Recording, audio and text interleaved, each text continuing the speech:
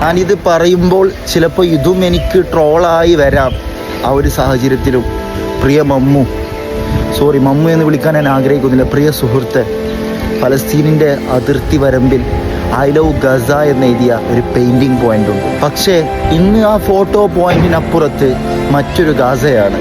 അതിർത്തി കടക്കുമ്പോൾ മൂക്കിലേക്ക് തുളച്ചു കയറുന്ന രൂക്ഷമായ ഗന്ധം. അത് ജീവിതത്തിൻ്റെയോ മരണത്തിൻ്റെയോ ഗന്ധമല്ല, മറിച്ച് രണ്ടിനിടയിലും അകപ്പെട്ട് നിസ്സഹാരായിപ്പോയ ഭാഗ്യം കെട്ട ഒരു ജനതയുടെ ഗന്ധം. അന്തസ്സ് കെട്ട് ജീവിക്കുന്ന ആബാലവൃദ്ധം ജനങ്ങളുടെ ഇന്നത്തെ അവസ്ഥയുടെ മനം മടുപ്പിക്കുന്ന ഗന്ധം.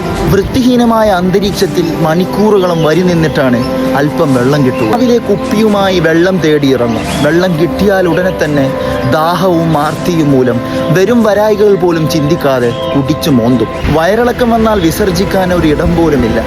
ഒരു ദിവസം തന്നെ ഒരു ശുചിമുറി 500 പേര് ഉപയോഗിക്കേണ്ട അവസ്ഥ. 50ഉം 100ഉം പേര് വരി നിൽക്കുന്നിടത്തേക്ക് അത്യാവശ്യക്കാർക്ക് നോക്കാൻ പോലും പറ്റില്ല. അവസാനം അവർ എവിടെ നിൽക്കുന്നോ അവിടെ തന്നെ കാര്യം തീർക്കുന്നു. ഇവിടെ അവരുടെ അന്തസ്സോടുള്ള ജീവൻ അവസാനിക്കുകയാണ്. ചില സംഘടനകൾ നൽകുന്ന ഒരു നേരത്തെ ഭക്ഷണമാണ് പല ദിവസങ്ങളിലും അവർക്ക് അന്യമായി കിട്ടുന്നത്. അത് തന്നെ വലിയൊരു പാത്രത്തിൽ നിറച്ചു വെക്കും.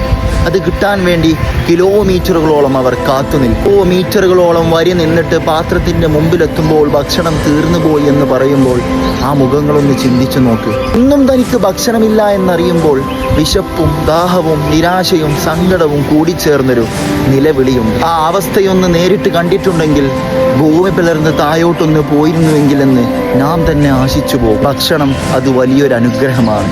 ഒരു നേരത്തെ ഭക്ഷണമെങ്കിലും നിങ്ങൾക്ക് കൃത്യമായി കിട്ടുന്നുണ്ടെങ്കിൽ മണിക്കൂറുകളോളം കാത്തുനിന്ന് ദൈനംദിന ജീവിതത്തിൽ അലർച്ച കൊണ്ടും നിലവിളികൾ കൊണ്ടും വീർപ്പുമുട്ടുന്നൊരു ജനതയുണ്ട്. Then please never do it.